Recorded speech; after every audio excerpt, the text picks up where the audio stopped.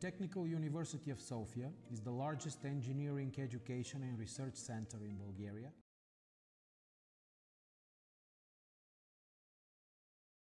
Hello, I'm Panagiotis Karidopoulos, I'm an electronics engineer.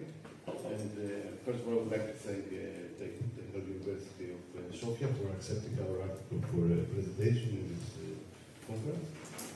So today we'll present you our work, which is a comparative analysis of remote access data recovery methods. And we are introducing a novel approach and relevant hardware. So this work is part of our research project on remote access data recovery services and computer repair services. So, as you maybe understand, I'm operating as a business which is offering this kind of services through the internet. So this is our team. First one is me. So the second one is Grigoris Tiranidis, who is financial accounting. The third one is Irini Tselgaridou, economist, and Irina Pedlaniakou, also economist. So maybe you can see that there's only one engineer and three economists. This is like the story of Greek businesses. For one project, you need three accountants to calculate the expenses and all the economical part of the taxes, etc. So let's start with what we are doing. The problem is data recovery. This is the task. And data recovery involves retrieving data which is otherwise inaccessible, corrupted, or deleted. And we need to use specialized tools for this purpose. So the challenges occur when we are dealing with hard drives which have hardware issues. In this study, we will compare three methods. The first one is using RStudio, commercial software. The second one is using the command pd of Linux, which is freeware.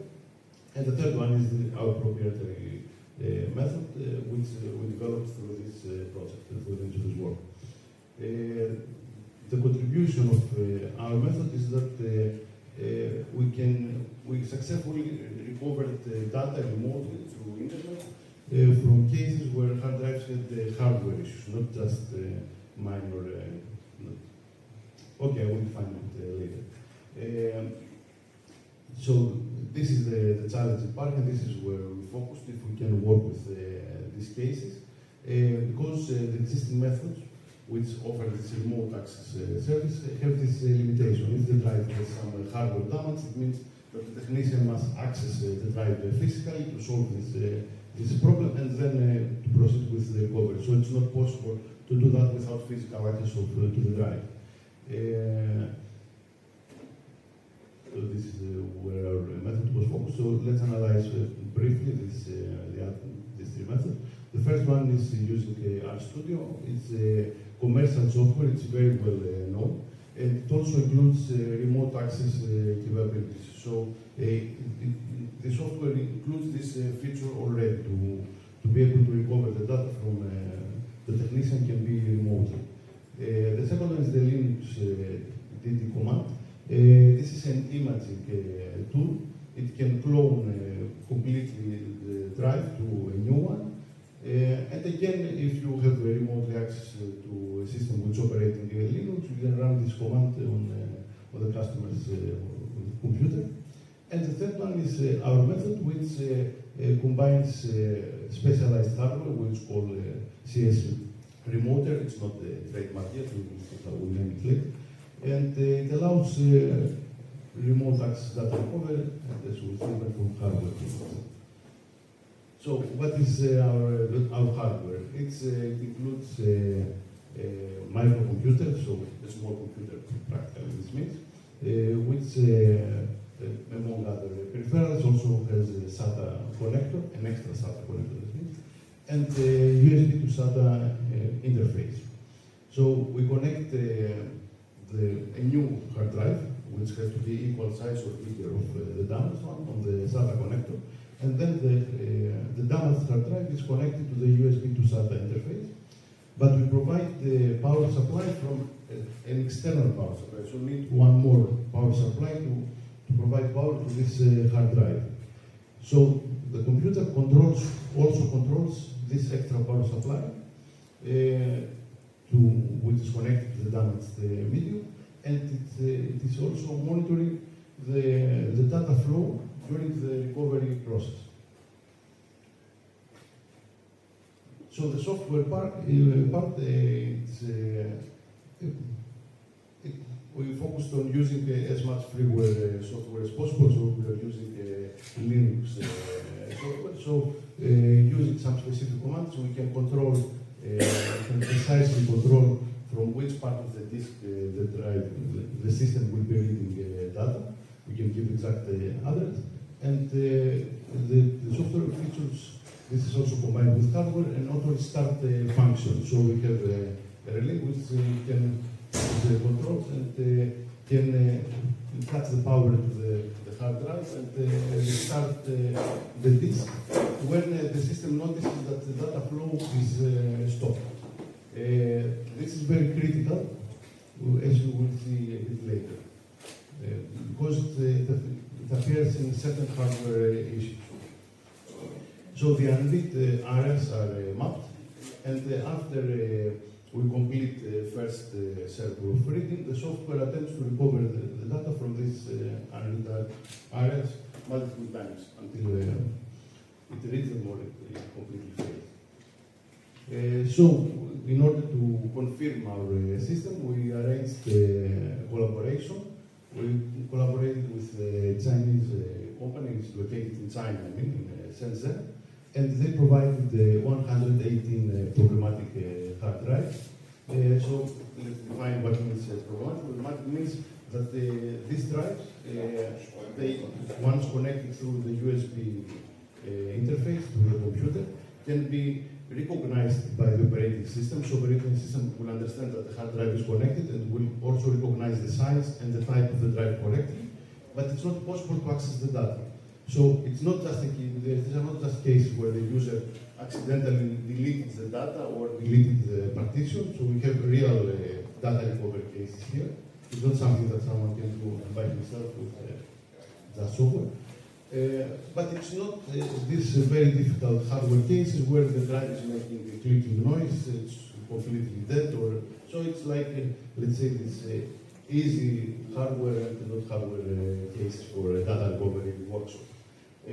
So in order to set the frame for this experiment, we focused on recovering the first 10 gigabytes of data from each drive, because this area contains the file allocation table, so we have, through this way we have access to all the file list of the drive, and also contains the operating system files, where usually we face most problems because this area is read every time the computer starts and very often during the operation of the computer. So we expect to find a lot of errors in this region and to test our methods. The experiment was done in 3 stages. First, we tried to recover this area with using RStudio, then using the Linux DD command, and finally with our method. We chose this to use our method in the end, because our method is most aggressive, because we do this repeated restart of the drive, so there are a lot of chances that the drive will completely fail eventually, or at least downgrade it. So we didn't want first to use our process and make downgrade the drive, and then try the other methods, so give them a disadvantage. Like, we wanted to be sure that our method will have all the downgrade from the previous.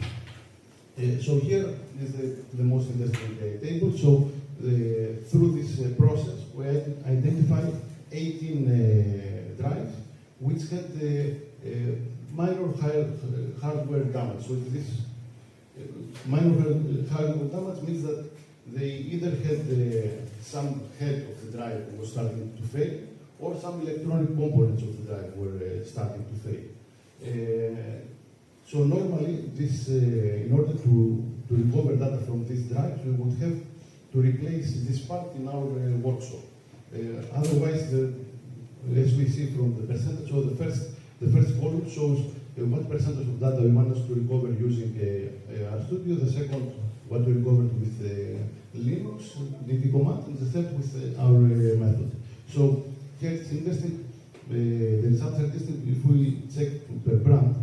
So Western Digital drives, we had about the same percentage, a bit bigger success with our method, but we had significant difference in the Toshiba hard drive, where the other methods maybe could not even recover anything, would not even start reading from the drive, but our method in some cases even recovered 95% of this region of the data. So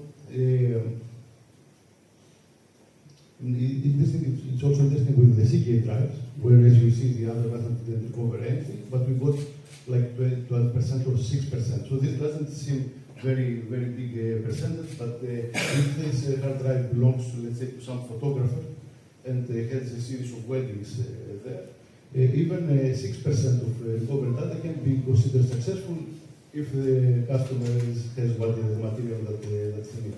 So that's why even recovering the small percentage of that, it's still a big success. And here we have the cases where we have a minor non-hardware issue.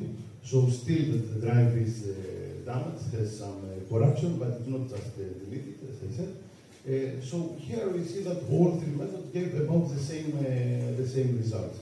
Still, there are a few cases where our method gave a bit higher percentage, but we'll explain this in a moment. So we see not so big difference between the brand of the hard drive, who is the manufacturer.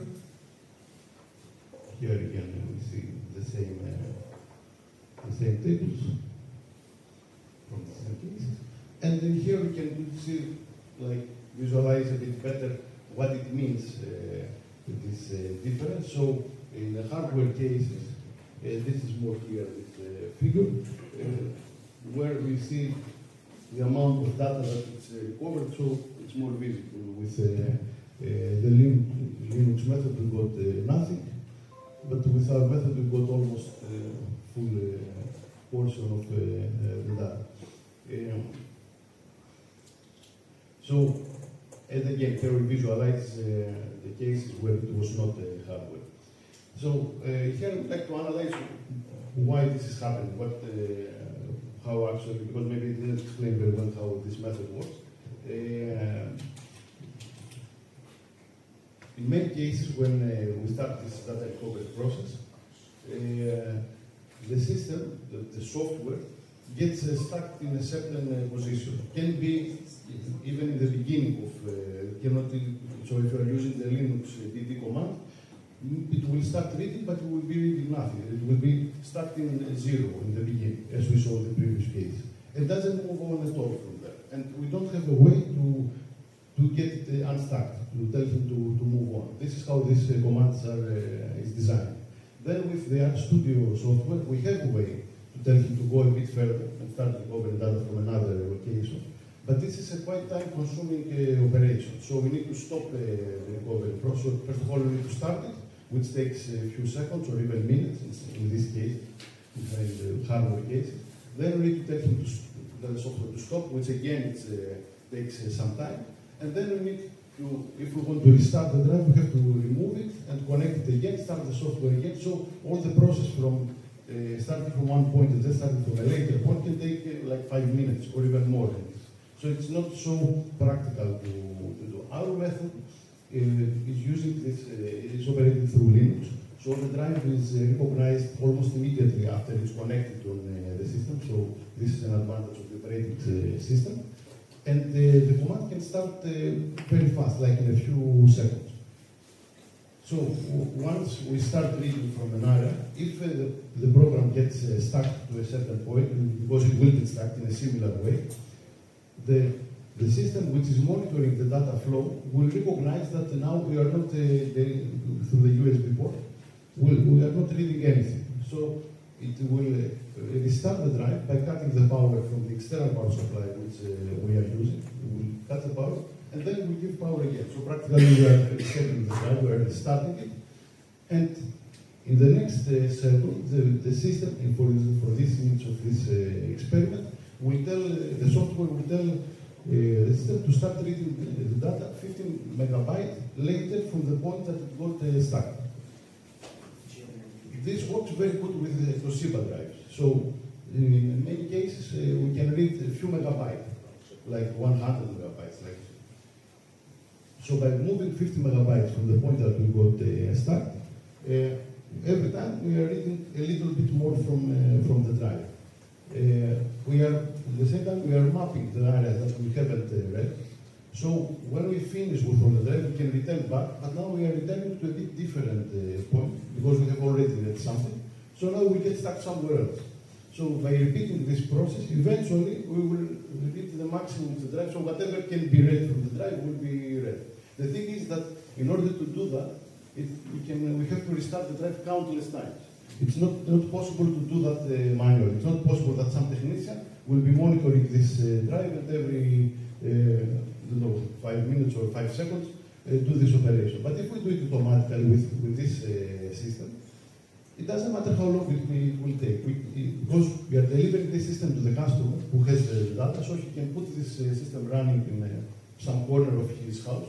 And because everything is done automatically, even if it finishes in 6 months, still after 6 months you will have his data recovered. Depends on the needs, of course. So this is practically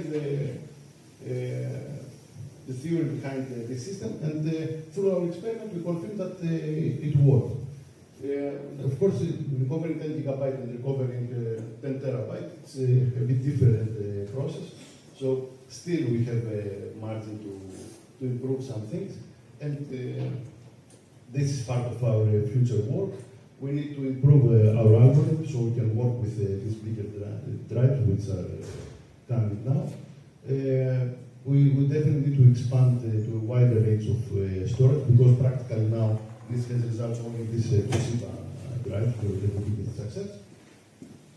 And the plan is to establish this kind of method as a Linux solution, because it's much more effective in many cases if the recovery process can be performed in the area of the customer or of the user, rather than in the area of the workshop. So this is our work. So I would like to thank Panagiotis Fratsis, Dr. Panagiotis Fratsis, for his assistance. And also I need to say that this research was supported by the European Regional Development Fund in Greece under the operational program of Central Macedonia, 2014-2020. This is the project code of our project, and it was funded by European Regional Development Fund in Greece under the framework of the Action Investment Plans of Innovation of the operational program Central Macedonia. It's the same funding, both of them funding. It's one funding, but has two frames. So, okay, thank you, Mr. Karidopoulos, for your very interesting presentation. I will first open the floor for questions. Maybe you can just repeat his question, because otherwise we will be running up and back. Okay. Yeah. Yeah, thank you for the presentation. So I had a question about, do you perhaps know why specifically these Toshiba drives work and the others don't, or is that just something with the brand going on? So the question is if we know why it was effective with the Toshiba drive and not so effective with other drives. Yeah. Yes, we are quite confident to know that. One thing with data recovery and research about data recovery is that not a lot of information is available, not a lot of information is published. We are publishing our work because it's part of a funded research project, and this is part of our obligations to publish our work. So I will be honest with you, I will not share all information with you. It's related to the architecture of the drive. So different drives have very different architecture, how they handle this data. And our method works better with Toshiba, with this Toshiba drive, because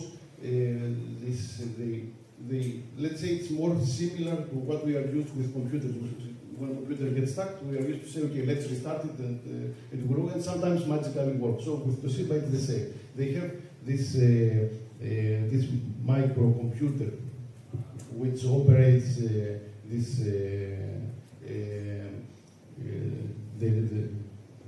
storage of the data. So when we restart it, in the beginning it starts operating normally, and at some point it finds out where is the problem, so because it has a problem, so it identifies the problem, and at that point it stops reading the data. So by restarting it, we have the opportunity to get an amount of data before it finds out that it has a problem and stops giving us. This is like the Fred, why it works with the decimal. Without that, it doesn't work like that, because maybe they start with checking themselves like a post, and then so they find the problem, and then they don't give us any problem. So this is more or less the... Okay, thank you for your very elaborate answer and giving the time to speak again.